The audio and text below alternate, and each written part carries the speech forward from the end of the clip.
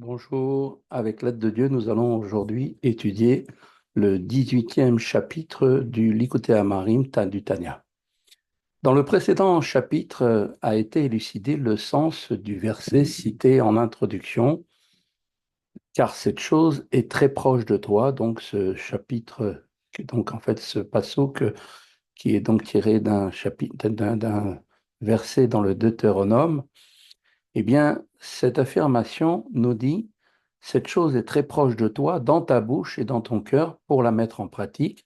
Cette affirmation selon laquelle, nous avait expliqué l'Admorazaken, il est aisé d'accomplir les commandements avec amour et crainte de Dieu dans ton cœur, devait donc être justifié. Donc, Rabbi Shneur Zalman a expliqué que chaque juif peut, par la méditation sur la grandeur de Dieu, éprouver un pareil sentiment. Certes, le rang de tzaddik qui gouverne son cœur n'est pas accessible à quiconque, mais malgré tout, chacun dispose cependant d'une parfaite maîtrise de son esprit, parce que Dieu a créé l'homme ainsi, et peut donc méditer sur le thème de son choix. La profonde réflexion sur la grandeur de Dieu permettra alors d'éveiller des sentiments d'amour et de crainte de Dieu à son égard. De surcroît, même si pour certaines raisons ces sentiments ne sont pas ressentis et révélés, mais restent dissimulés dans l'intellect et les recoins cachés du cœur, ils amènent celui qui les conçoit à observer ses commandements, donc, et pourvoient ses actions d'une élévation spirituelle semblable à celle que procurent l'amour et la crainte révélés dans le cœur. Pourtant, un tel niveau spirituel, celui de l'amour et de la crainte engendré par la méditation, peut-il être qualifié de très proche? La méditation exige quand même des bases. Il y a besoin d'une connaissance approfondie du thème et qui en est l'objet, donc que nous allons étudier, et une prédisposition intellectuelle, avoir les capacités de pouvoir comprendre. Si la compréhension de la grandeur de Dieu est limitée, par exemple, ou si un manque d'aptitude intellectuelle nécessaire à la méditation fait défaut, comment dire que l'observance des commandements avec amour et crainte de Dieu est une chose très proche? Dans les chapitres qui suivent, Rabbi Shneur Zalman décrit une autre approche, un chemin que même celui qui n'a pas les qualités que nous venons d'évoquer plus haut peut emprunter. Il, il peut donc emprunter, il peut emprunter un autre chemin. Il lui faudra donc éveiller l'amour pour Dieu qui, de manière naturelle, est présent dans le cœur de chaque juif. Ce sentiment a été reçu en héritage donc des patriarches, et même en sommeil, cet amour, eh bien, il existe d'ores et déjà. Dès lors, eh bien, la méditation n'est plus le passage obligé de l'amour pour Dieu. La seule remémoration de la présence en soi de ce sentiment va donc conduire à l'observance de la Torah et de ses commandements avec amour et crainte. Il est donc possible, en effet, de dire qu'il s'agit bien là d'une chose très proche. Très proche. Perek Yud Chet, 18. ולתוספת ביור באר היטב מילת מאוד שבפסוק כי קרוב אליך דבר מאוד וגומר, pour donner une explication supplémentaire et plus claire du mot très méode dans le verset, car cette chose est très proche de toi, etc. Le mot très méode souligne le caractère parfaitement accessible au service de Dieu, avec cœur, c'est-à-dire avec amour et crainte. Comme déjà nous l'avons noté, la tevuna, l'amour intellectuel défini au chapitre précédent, est plus accessible que l'amour effectivement ressenti dans le cœur.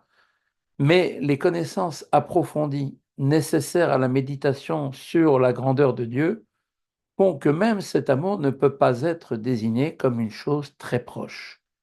Alors, a priori, Sarich Leda. Nous devons effectivement essayer de comprendre Neemana, Leda Neemana, avec certitude, qui afmi Shedato Ketsara Beyediat Hashem, que celui qui n'a pas qui n'a qu'une connaissance limitée de la grandeur de Dieu, et qui donc n'a pas les connaissances requises pour la méditation et qui n'a pas, comme on peut dire, le cœur prédisposé pour comprendre la grandeur du En-Sof, béni soit-il, son esprit et son cœur ne sont pas aptes à la méditation. Pour les Olid, Mimenu, Dechilo, Verechimu, pour pouvoir engendrer par son moyen, donc de la méditation, un amour et une crainte, Afilo Bemocho, Udvunato Levad, ce ne fût-ce que dans son cerveau et sa compréhension seulement. Donc même l'amour et la crainte qui ne s'expriment qu'au niveau de l'intellect seront hors de portée. À plus forte raison, l'amour et la crainte de Dieu révélés dans le cœur. Afal Piken, Karov Elav Adavar Meod. Néanmoins, eh bien, contrairement à ce que l'on peut penser, il est pour lui une chose très proche, eh bien, de l'ishmor velasot kol mizvot Torah, de se garder de transgresser les commandements négatifs par crainte de Dieu et d'accomplir les commandements positifs qui exigent l'amour de Dieu, c'est-à-dire, en fait, tous les commandements donc de la Torah et notamment l'injonction, le commandement positif qui nous dit donc le Talmud Torah Keneged Kulam, que l'étude de la Torah et qui est donc le commandement qui équivaut à tous les autres commandements en même temps.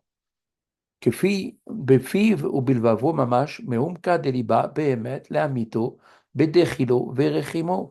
Et il peut maintenant accomplir cela, donc dans sa bouche, dans son cœur. Vraiment, le mot vraiment ici, la amito, vient souligner qu'il est bien ici question des émotions, l'amour et la crainte de Dieu, et non de la pensée à laquelle pourrait renvoyer autrement le mot cœur, comme nous l'avons dit dans le commentaire de la page de garde du Tanya des recoins, donc comme on avait dit, donc umka deliba, donc dans les recoins profonds de son cœur, de manière amito, les amito pro, c'est-à-dire parfaitement authentique, avec bedechilo verechimu, avec amour et crainte. Donc un homme peut très bien effectivement révéler cela, par opposition au sentiment du niveau de tevuna, qui ne peuvent pas être qualifiés d'amour et de crainte au sens plein. Ces sentiments ne sont désignés ainsi que dans le sens où ils inspirent l'accomplissement des commandements. L'amour et la crainte dont il va maintenant être question sont des sentiments dans le plein sens du terme. Mais alors la question reste entière. Comment est-il possible d'aimer et de craindre Dieu si on n'est pas apte à la méditation? Admorazaken va répondre à cette question. Shei Ava Mesuteret Shebelev Klalut Israël, Shei Yerusha Lanu Me'avotenu. Eh bien, cela, cet amour, c'est l'amour latent qui est présent dans le cœur de tous les Juifs, qui est un héritage de nos patriarches. Puisque cet amour est naturellement présent en chacun d'entre nous, il n'est pas nécessaire de l'engendrer par la méditation. Il nous faut tout simplement le dévoiler et l'exprimer dans l'observance des commandements. Pour expliquer comment ce résultat pourrait être atteint, Rabbi Shneur Zalman va donc définir en premier lieu la nature de cet amour. Nous dit comme ça, Rak shetzarir levaher ou leagdim techilat be'eretev shoresh avazo ve'inyana. Il nous faut tout d'abord expliquer clairement la source de cet amour, c'est-à-dire le niveau de l'âme dont il est issu et sa nature. Quelle forme d'aspiration représente cet amour? Il est une première forme d'amour pour Dieu qui se traduit par un désir de s'attacher à lui en demeurant cependant une existence indépendante, une âme enveloppée d'un corps, et il en est une seconde forme d'amour dans laquelle l'âme aspire à s'éteindre, si on peut dire, se fondre totalement dans le divin que l'on appelle Kalut Nefesh, qui veut dire se consumer totalement, disparaître en Dieu par l'expression. Effectivement, sa nature, Rabbi Shneur Zalman entend définir le sens de cet amour latent, donc Tivo, sa nature. Ver Yerushalanu, ver Nichlala ba gam dechilo. Il nous faut maintenant aussi expliquer comment cet amour est notre héritage. Donc, comment peut-on hériter d'un amour? A priori, ça paraît quand même incroyable. Et comment la crainte de Dieu y est incluse? Comme il a déjà été expliqué, l'observance des commandements négatifs requiert la crainte de Dieu. Ce qui vient d'être dit, à savoir que l'amour latent présent en chacun juif peut le conduire à l'accomplissement de tous les commandements, implique donc que cet amour comprenne également une certaine forme de crainte. Alors la réponse est Vainyan qui avot en amerkava. L'explication est la suivante. Les patriarches Abraham, Isaac et Jacob, était véritablement le char de Dieu. Il lui était totalement soumis à Dieu et n'avait aucune volonté propre, indépendante, comme un char qui n'a de volonté propre et seulement en fait conduit par la volonté de son conducteur. ועל כן זכו להמשיר נפש רוח ונשמה לבניהם אחריהם עד עולם.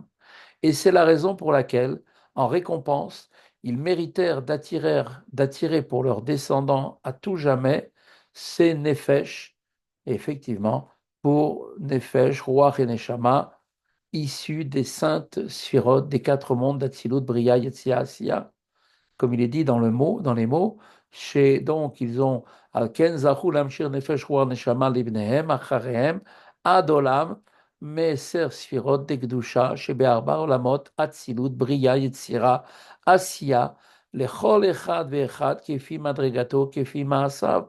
Et donc cela, cet amour, donc cet héritage a été donné à toutes les âmes, quel que soit leur niveau, provenant des âmes d'Atsilut, de Bria, de Yetzira, de Asiya, de quelque monde et de quelque sphira l'âme provienne-t-elle donc? Question. Chacun selon son niveau et selon ses actes. L'expression son niveau fait référence à la source de l'âme. L'expression ses actes renvoie à l'effort fourni pour se parfaire, s'améliorer conformément aux principes du Zohar. Quand un homme s'élève, nous dit le Zohar, un niveau d'âme supérieur lui est accordé. C'est comme si nous gravissions une échelle. Nous avons donc effectivement des niveaux à grimper. Et à chaque fois, nous accédons à un niveau supérieur quand nous avons effectivement réussi à réaliser le niveau précédent. ועל כל פנים, אפילו לקהל שבקהלים ופושעי ישראל נמשך בזיגווגם נפש de malchut de Asiya. Et en tout cas, même les juifs les plus légers et les plus pécheurs attirent par leur union conjugale un nefesh issu du niveau de nefesh de malchut d'Asiya, l'attribut de royauté du monde d'action. Qu'est-ce que cela veut dire? Eh bien, cela signifie que l'union d'un couple juif, quel que soit le niveau spirituel des époux, permet de faire venir dans ce monde ici-bas une âme dont le niveau est au moins, au minimum, celui du plus bas niveau de la sainteté, qui est le niveau de Nefesh, de Malchut et Asiya, car Asiya est le plus inférieur des quatre mondes, et Malchut elle-même, la Sphira, eh bien, est la dernière de ce monde. Malchut est elle-même composée de trois niveaux, Nefesh, Ruach et Neshama. Nefesh étant le plus inférieur. De plus, l'âme consiste-t-elle aussi en trois niveaux de Nefesh, Ruach et Neshama. Donc, qu'est-ce que cela veut nous expliquer? C'est que celui qui ne reçoit qu'un Nefesh issu du Nefesh de Malchut d'Asiya a donc une âme du rang le plus bas qui puisse être et qui prend sa source dans le plus bas niveau de la hiérarchie spirituelle, comme maintenant va l'expliquer l'Admorazaken. Shei Madrega Tartona, Shebekdusha Asiya. Ce niveau de Nefesh, de Malchut, de Asiya, est le niveau le plus bas de sainteté dans le monde d'Asiya. Piken, Machar Shei Meser Sfirot Ekdushot. Mais néanmoins, étant donné que Malchut elle-même est l'une des 10 saintes sphirotes et que la sainteté, eh bien, c'est le royaume de l'unité où chaque niveau comprend en lui tous les autres niveaux. C'est-à-dire que dans Malchut, on va retrouver toutes les autres sphirotes, Chochma de Malchut, Bina de Malchut, Da'at de Malchut, etc. Eh bien, on voit qu'il y a effectivement donc dans la sainteté une notion d'unité où on retrouve chaque niveau comprenant tous les autres. Ikelula Mikulan, Gam et Chochma de Asiya. Eh bien, ce niveau de Malchut de Asiya, de Nefesh le plus bas, eh bien, comprend en lui tout le niveau, y compris Chochma d'Asiya, la sagesse du monde d'action, la sphira la plus élevée du monde d'Asiya. Shebetocha Meubash Chochma de Malchut de Atzilut, dans laquelle ce niveau de Chochma de Asiya, eh bien, est revêtu le niveau de Chochma de Malchut de Atzilut, le monde le plus haut, la sagesse de la royauté du monde d'émanation. Comme cela sera expliqué plus en détail dans le chapitre 52, la sphira de Malchut d'Atsilut va s'habiller dans le monde d'Asiya et l'illumine, étant donné que Malchut d'Atsilut comprend toutes les sphirotes d'Atsilut, l'illumination d'Asiya par Malchut signifie que chaque sphira d'Atsilut, telle qu'elle est incluse dans Malchut d'Atsilut, eh bien, va se revêtir tout entière de la sphira correspondant d'Asiya. Bina de Malchut d'Atsilut se revêt de Bina d'Asiya, et ainsi de suite, etc.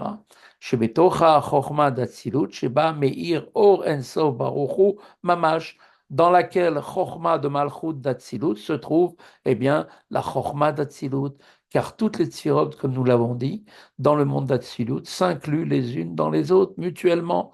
Et bien sûr, dans ce niveau de Chochma d'Atsilut, eh bien, dans lequel brille la lumière du Ensof, béni soit-il, puisque Chochma étant la première sphira qui reçoit le niveau de l'Ensof.